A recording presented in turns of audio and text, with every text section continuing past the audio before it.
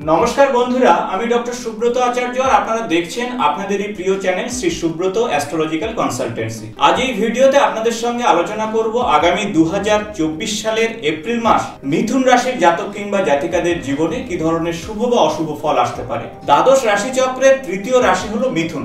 এই ভিডিও চন্দ্র রাশি সাপেক্ষে আপনারা দেখবেন, অর্থাৎ জন্মকুণ্ডলিতে যাদের মিথুন রাশিতে চন্দ্রদেব অবস্থান করছে তাদের জন্য এই ভিডিওটি ইনফরমেটিভ হতে চলেছে। এই ভিডিওতে আলোচনা করব আপনাদের শরীর স্বাস্থ্য, আপনাদের দাম্পত্য জীবন, ক্যারিয়ার, ব্যবসা, ভাগ্য এবং সেই সাথে আপনাদের পড়াশোনাতে কি ফল নিয়ে আসবে। এই মাসে গুরুত্বপূর্ণ তিনটি গ্রহের গোচরে পরিবর্তন ঘটবে। প্রথমত রবিদেব 15ই এপ্রিল মেষ রাশিতে তুঙ্গ অবস্থায় থাকবে।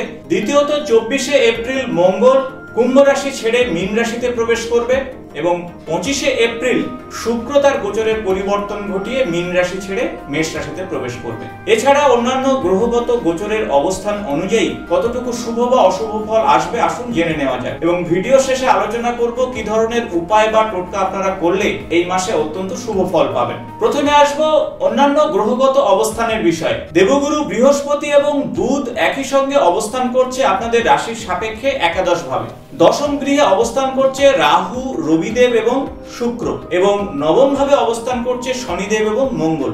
আপনাদের রাশির সাপেক্ষে চতুর্থ ভাবে অবস্থান করছে কেতু। এইরকমই গ্রহগত অবস্থান অনুযায়ী আসুন প্রথমে জেনে নেওয়া যাক আপনাদের শরীর স্বাস্থ্য সংক্রান্ত বিষয়। আপনার রাশির অধিপতি বুধ কিন্তু মাসের শুরু থেকেই একাদশ ভাবে দেবগুরু বৃহস্পতির সঙ্গে অবস্থান করছে এবং ষষ্ঠ গৃহের অধিপতি মঙ্গল কিন্তু অবস্থান করছে নবম ভাবে শনিদেবের সঙ্গে। শরীর স্বাস্থ্য সংক্রান্ত বিষয়ে একটু সতর্ক থাকতে হবে, বিশেষত তেল মশলাযুক্ত খাদ্য থেকে দূরে থাকুন। গ্যাস অম্বলের কষ্ট হতে পারে এই সময়। গাড়ি চালানোর বিষয়ে বা রাস্তা পারাপারের বিষয়ে একটু সতর্ক থাকুন। নিজের গাড়ির গতিকে নিয়ন্ত্রণ করুন, তা না হলে অ্যাক্সিডেন্ট জনিত সমস্যায় আপনারা ভুগতে পারেন।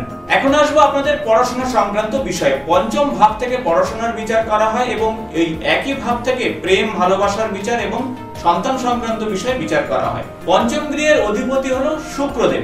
শুক্রদেব মাসের শুরু থেকে কিন্তু কর্মভাবে তুঙ্গস্থ অবস্থায় থাকছে মীন রাশিতে এবং সেখানে রবি এবং রাহু অবস্থান করছে। তবে 25শে এপ্রিল শুক্রদেব তার গোচরের পরিবর্তন ঘটিয়ে দশম ভাব থেকে একাদশ ভাবে প্রবেশ করবে। তাই পড়াশোনা সংক্রান্ত বিষয়ে আপনারা যথেষ্ট ভালো ফল পাবেন। এই সময় নতুন কোনো ইউনিভার্সিটি বা স্কুলে ভর্তি হতে পারেন বা পরীক্ষা সংক্রান্ত বিষয়ে আপনারা ভালো ফল পাবেন।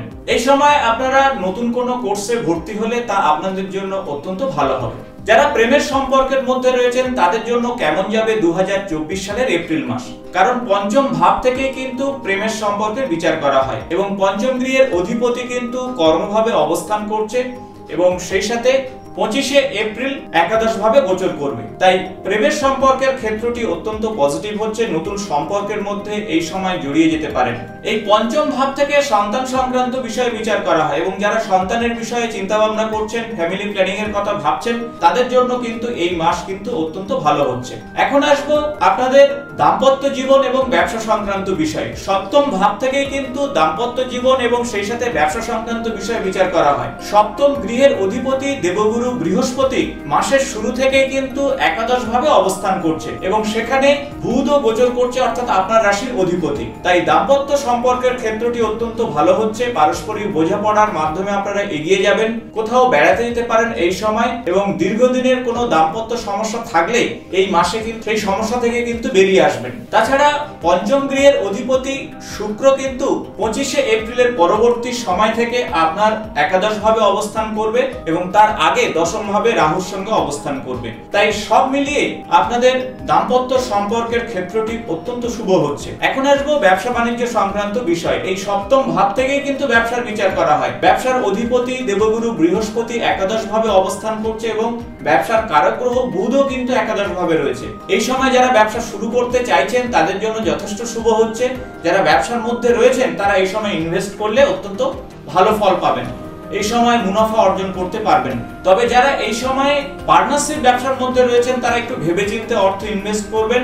চোখ কান খোলা রেখে ইনভেস্ট না করতে পারলে সমস্যা তৈরি হবে। যারা শেয়ার মার্কেটে ইনভেস্ট করতে চাইছেন একটু বুঝে শুনে কিন্তু ইনভেস্ট করতে হবে। তাই অভিজ্ঞ মানুষের পরামর্শ নিয়ে শেয়ার মার্কেটে ইনভেস্ট করুন। তাই সব মিলিয়ে ব্যবসা সংক্রান্ত বিষয়ে আপনাদের জন্য অবশ্যই ভালো ফল আসছে।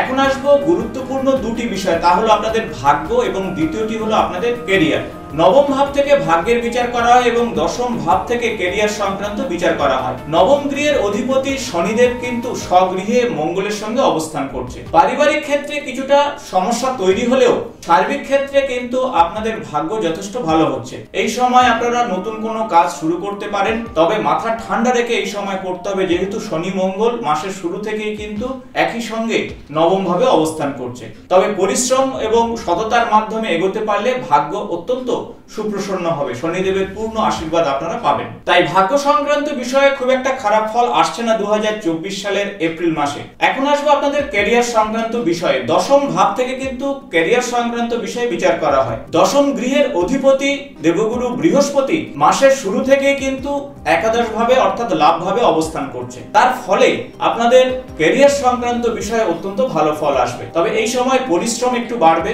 এই সময় আপনারা কিছু পরিবর্তন চাইলে পরিবর্তন করতে পারেন, পেশাগত ক্ষেত্রে পরিবর্তনের যোগ তৈরি হতে পারে। তবে পরিশ্রম অবশ্যই করতে হবে। পরিশ্রম সংক্রান্ত বিষয়ে আপনারা খেয়াল রাখুন, কোনোভাবে ইল্লিগাল কাজের মধ্যে যাবেন না। অনৈতিক কাজে গেলে আপনি কিন্তু সংকটে পড়তে পারেন। কর্মভাবে রাহুর অবস্থান, তাই এই সময় আপনারা যতটা পজিটিভ চিন্তা ভাবনা করে এগোতে পারবেন ততটাই আপনাদের কর্মক্ষেত্রে উন্নতি হবে। মঙ্গল অর্থাৎ একাদশ গৃহের অধিপতি 24শে এপ্রিলের পরবর্তী সময়ে কিন্তু আপনার রাশিতে প্রবেশ করছে। তবে সেই সময় একটি অঙ্গারক যোগ তৈরি করছে আপনার কর্মগৃহে অর্থাৎ দশম ভাবে। তাই সেই সময় কর্ম সংক্রান্ত বিষয়ে ভ্রমণের সময় অবশ্যই সতর্ক থাকুন। নিজে যদি গাড়ি চালান, গাড়ির গতিকে অবশ্যই নিয়ন্ত্রণ করুন। তাই সামগ্রিক মাস কিন্তু আপনাদের জন্য যথেষ্ট ভালো হচ্ছে আগামী 2024 সালে এপ্রিল মাস। এখন আসবো কি ধরনের উপায় বা টোটকা এই মাসে করবেন। প্রথমত বলবো, এই মাসে শুরু থেকেই আপনারা শ্রী গণপতি দেবের পূজা অর্চনা করবেন। প্রতি বুধবার করে শ্রী গণপতি দেবের উদ্দেশ্যে দুর্বা নিবেদন করুন। সেই সাথে লাড্ডু ভোগ অথবা মিষ্টি ভোগ নিবেদন করে ওম গং গণপতয়ে নমঃ এই বিশেষ মন্ত্র 108 বার করে জপ করুন, অত্যন্ত শুভ ফল পাবেন। এছাড়া ভগবান শিবের পূজা অর্চনা করুন, শিবলিঙ্গে শীতল জল অর্পণ করুন, সঙ্গে ওম নমঃ শিবায় এই বিশেষ মন্ত্র 108 বার করে জপ করুন। দুটি উপায়ে অবশ্যই আগামী এপ্রিল মাসে আপনাদের জীবনে সুখ এবং সমৃদ্ধিতে পরিপূর্ণ। আশা করব ভিডিওটি ইনফরমেটিভ হয়েছে। ভালো লাগলে বন্ধুদের সঙ্গে শেয়ার করবেন। আগামী নতুন কোনো জ্যোতিষ সংক্রান্ত ভিডিওতে আপনাদের সঙ্গে দেখা হবে। আজ এই পর্যন্ত, নমস্কার।